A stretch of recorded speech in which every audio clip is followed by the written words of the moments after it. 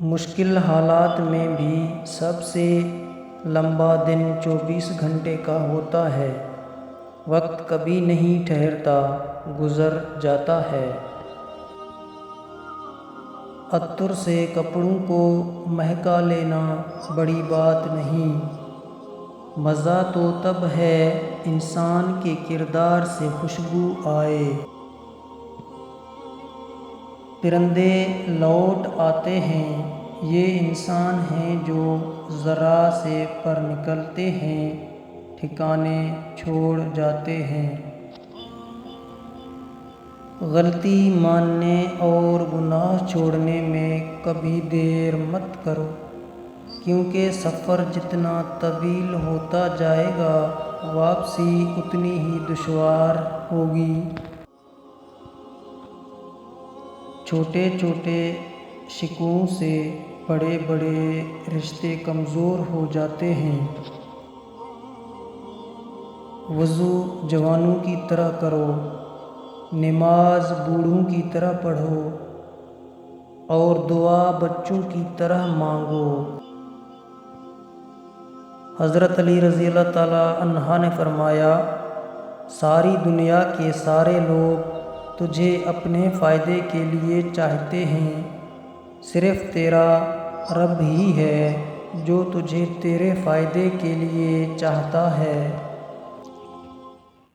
وہ مصیبت جس میں ثواب کی امید ہو، اس نعمت سے اچھی ہے جس کا شکر ادا نہ ہو۔ میں رب سے ڈرتا ہوں اور رب کے بعد اس شخص سے ڈرتا ہوں جو رب سے نہیں ڈرتا۔ اگر جھکا تو غیر کے آگے، نہ تن تیرا نہ من تیرا۔ ہر انسان اپنی زبان کے پیچھے چھپا ہوا ہے، اگر اسے سمجھنا ہے تو اسے بولنے دو۔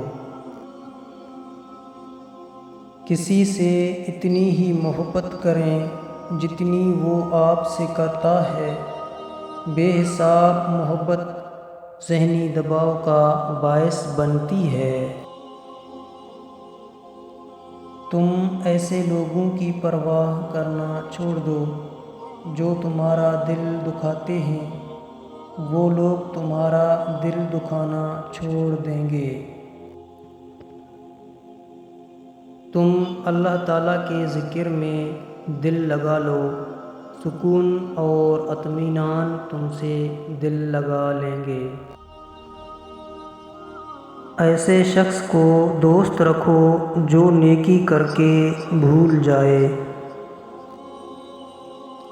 دوسروں کو بے سکون کرنے والا کبھی سکون نہیں پاتا۔